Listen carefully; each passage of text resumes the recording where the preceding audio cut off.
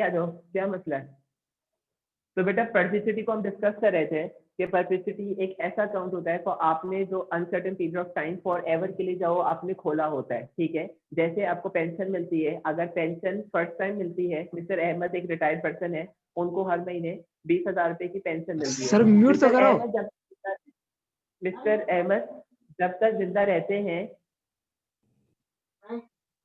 Mister Ahmad जब तक जिंदा रहते हैं, जब तक मिस्टर अहमद को पेंशन मिलती रहती है। उसके बाद जब मिस्टर अहमद इस दुनिया से रुखसत हो जाते हैं तो जो उनकी फैमिली मेंबर्स होते हैं, जो उनकी वाइफ होती है या उनकी जो डॉटर होती है, जो उनकी विडो बेवा रह जाती है, फिर उनको पेंशन के पैसे मिलना शुरू हो जाते हैं।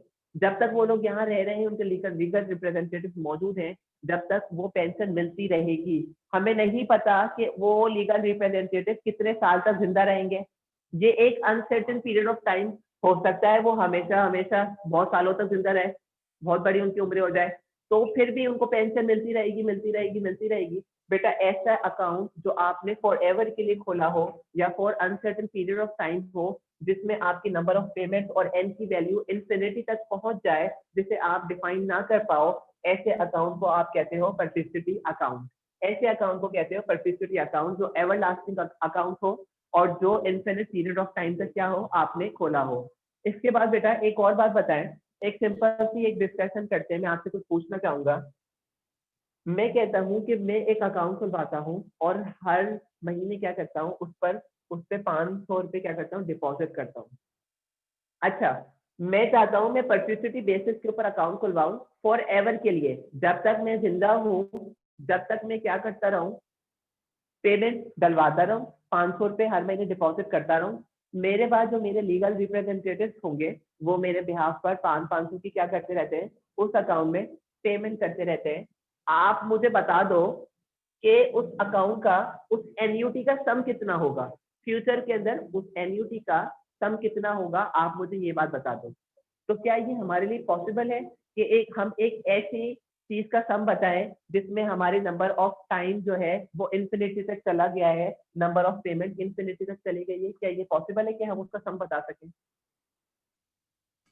ये पॉसिबल नहीं है। हम परप्लेक्सिटी अकाउंट का सम नहीं बता सकते। हमें नहीं पता कि ये जो इंफिनिटी की वैल्यू है, इसमें कितनी नंबर ऑफ पेमेंट हम कर रहे हैं कि हमारा सम बन रहा है। तो ऐसे केस में आप इनफिनिट परप्लेक्सिटी अकाउंट के अंदर आप सम नहीं कर सकते।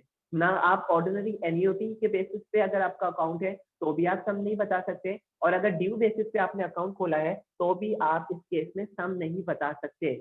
जहाँ याद रखिएगा, जब भी परप्लेक्सिटी अकाउंट आए और वो आपसे सम की बात करने लग जाए और कहे कि सम बता दे हमें, तो आप कहेंगे कि कैंट बी डिटरमिनेबल, हम इसको डिटरमाइन नहीं कर सकते, क्योंकि यहाँ पर नंबर ऑफ पीरियड क्या है, इंफिनिटी है। हम फ्यूचर में कहाँ तक जाएंगे, कहाँ तक जाएंगे, हमेशा हमेशा कहाँ तक, कितना वक्त लेंगे हम नहीं बता सकते ये चीज, ठीक है। लेकिन हमारा जो टॉपिक है वो है प्रेजेंट वैल्यू।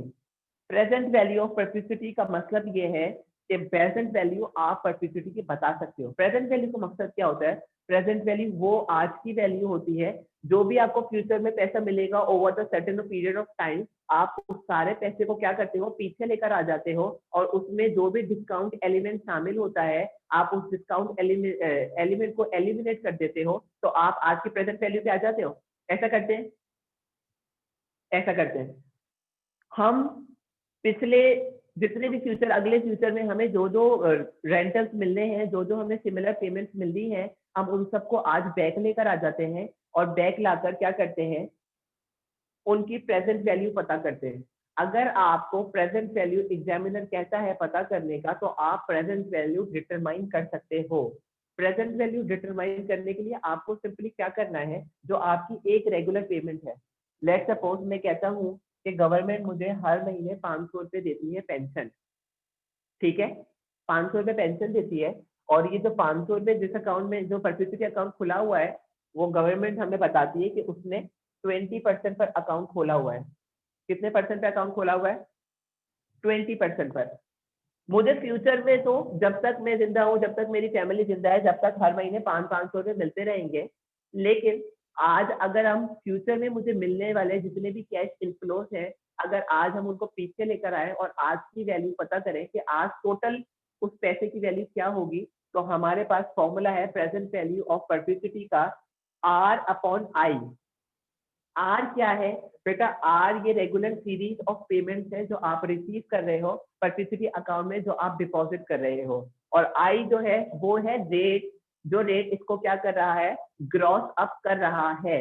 देखो, अगर मैं इसकी जो 500 रुपए मुझे over the future period of time, मुझे uncertain period of time perpetuity principal में मिलने वाले हैं, अगर मैं आज इसकी प्रेजेंट वैल्यू निकालूं, अगर मेरा अकाउंट ऑर्डिनरी एन्यूटी पर है, तो ऑर्डिनरी एन्यूटी का मतलब पेमेंट जो मिलती है वो at the end of period मिलती है।